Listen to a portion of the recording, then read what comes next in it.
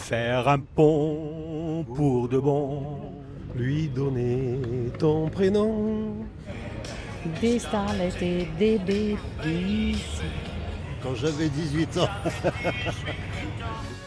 Ces tubes ont fait frémir le hit parade. Ils font partie des 600 chansons enregistrées par Dick Rivers. 6 ans après sa disparition, le rocker est toujours dans le cœur des Niçois. C'est notre rocker national, c'était à l'époque. C'est un peu ma génération quand même si c'était un peu avant. C'est tellement rare qu'il y a des chanteurs niçois qui percent.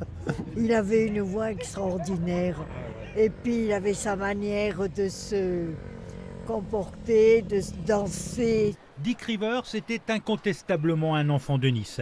C'est dans cet immeuble qu'il a vécu toute son enfance, un immeuble de l'avenue de la République au numéro 13.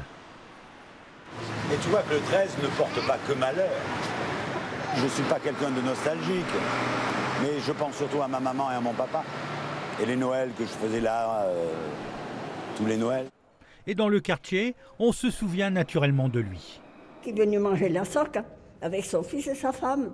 Il était très sympathique, grand, mince, avec le nez très pointu et de très belles chansons et très humain. Dick Rivers a incarné le rock'n'roll des yéyés pendant plus de 50 ans. Sa vie de vedette, il l'a faite à Paris, mais il n'a jamais oublié sa ville. Il a du reste chanté dans le célèbre tube Nice Baie des Anges, qui fut sans doute l'un de ses succès les plus connus.